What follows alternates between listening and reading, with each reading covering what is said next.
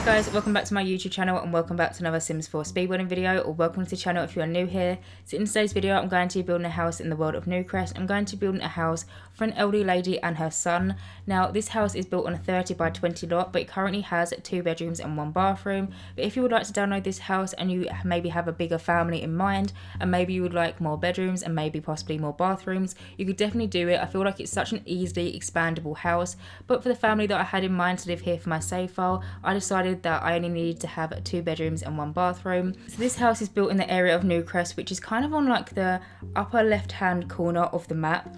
And in total there is actually 5 lots in this little neighbourhood, and this was actually the last lot I actually had to build on for my save file for this neighbourhood to be complete, which is so exciting because it's one step closer to be my save file being released, and I just think that's so exciting. I can't wait to actually release it. And so yeah, I'm very happy to finally be sharing this build with you. I did actually build this house a few weeks ago. I actually built it 2 weeks ago, but I didn't actually want to release it because I built a huge base game family home also in Newcrest, and if you're familiar with my channel then you'll know, but if you're not, I tried to have a bit of time and a little bit of distance within the worlds that I build in, so I don't always want to build in the same world and build the same style of the house. That's why if you go into my channel, one week I might be building in Brunson Bay, the next week it might be Glamour, the next week it might be, I don't know, like Sulani, and then so on and so forth for all the worlds. And so that's why I decided to post this build this week instead of last week. But last week I did actually release one of my favourite builds that I've done in a very long time. It was the Brunson Bay large family home, I believe I called it, or just like large family home.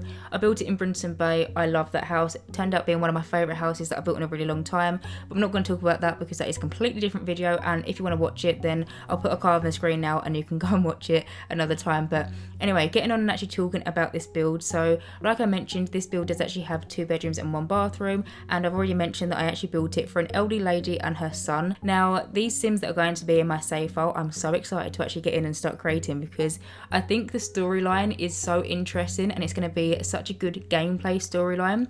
So the idea for the family that I've got to live here in my save file is going to be this little elderly lady. She lives here with her son. Her husband has passed away a few years ago, and it's just her and one of her sons living in this house.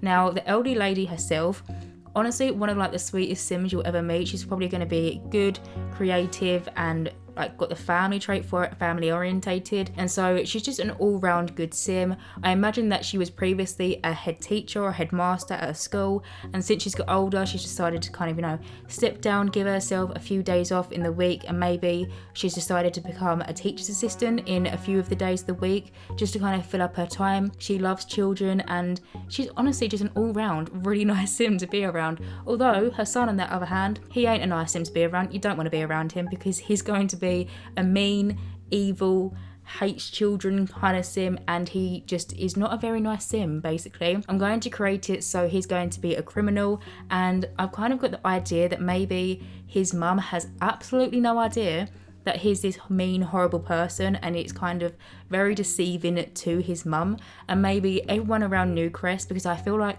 everyone in Newcrest is going to know this little old lady. Everyone's going to love her and, you know, just look out for her. I feel like so many sims are going to be saying to her, you know, like, your son's not, you know, your son's a bit rough around the edges and he's not a very nice sim, and so maybe you should talk to him about it. And she doesn't get it because it's her son and she loves him. And yeah, I just think it's a really interesting gameplay kind of storyline to have one sim that is so good and it just thinks the world of everyone and is the nicest sim, and then the other end of the spectrum you have a son which is the complete polar opposite, no one likes. And yes, that's about the family that's actually going to live in this house for my save file. So I did mention that for this family that one of the sons is actually going to be living in this household. Now I actually imagine that the elderly lady does actually have 2 sons. Now one obviously lives with her and is a criminal, not good sim, but then I imagine that she actually has another son that maybe lives in another world, maybe like Brunson Bay or Willow Creek or just another location that's not in Newcrest, and they are probably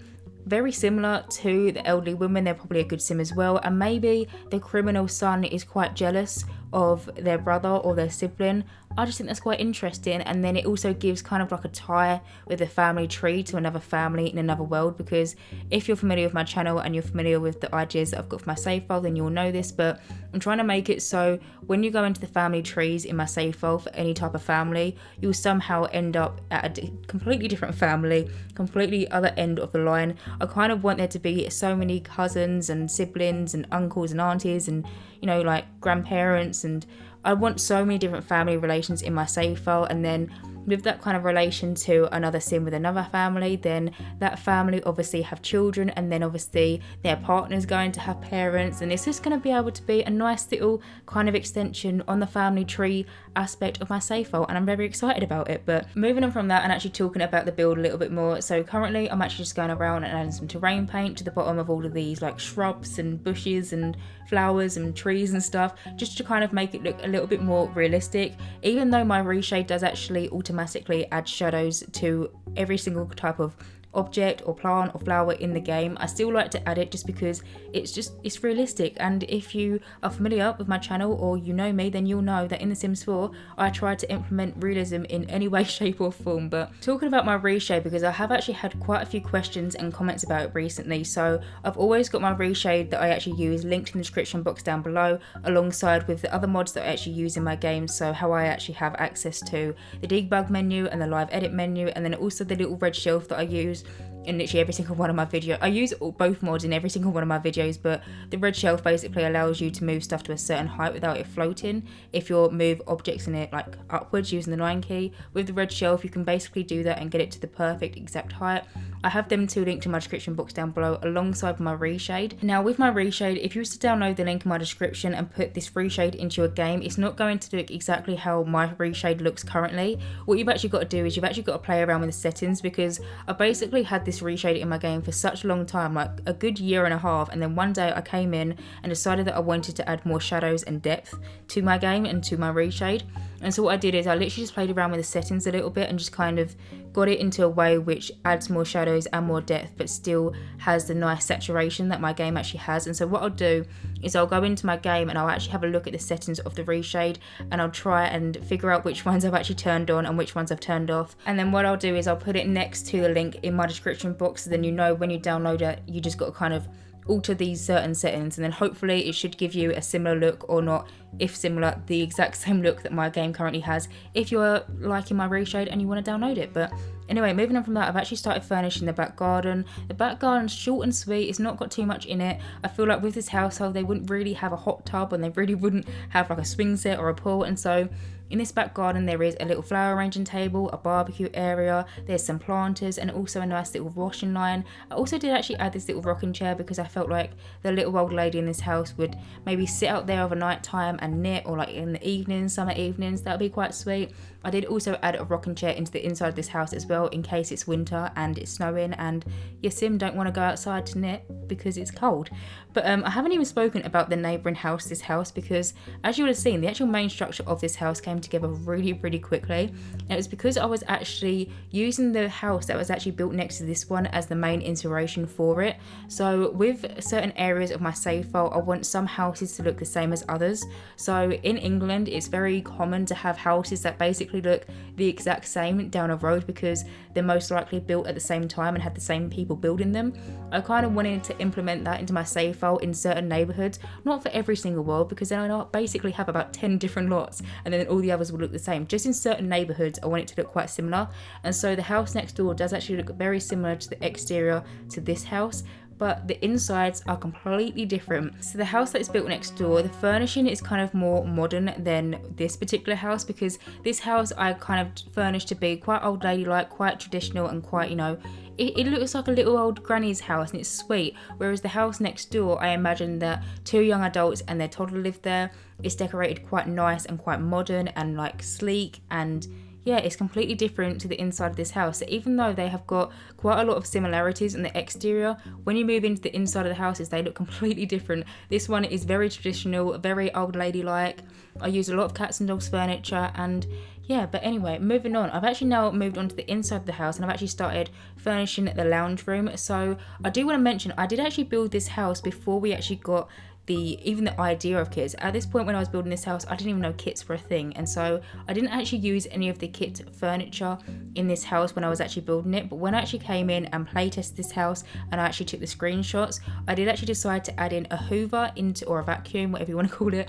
I did actually decide to add in a Hoover into the lounge room next to the fireplace. Currently there's some cats and dogs books, there's like a little footstool, there's also a cat scratching post, and also like a box of files. Now I did decide to delete the box of files and actually replace it with what I like to refer to as the retro looking Hoover, because it looks like a little old lady's Hoover and it just fits perfectly in this house. And so I did decide to add in the Hoover into the lounge room there. And then in the kitchen I decided to add a few of the decorational objects that we actually got from Country Kitchen Kit into this kitchen as well. I feel like that's so difficult to say. I'm always scared to like say it because I feel like I'm gonna fumble my words, but I did actually add some of the decorational objects that we actually got from that kit into this kitchen as well. I didn't want to change the kitchen too much because I wanted this kitchen to also replicate the houses next door.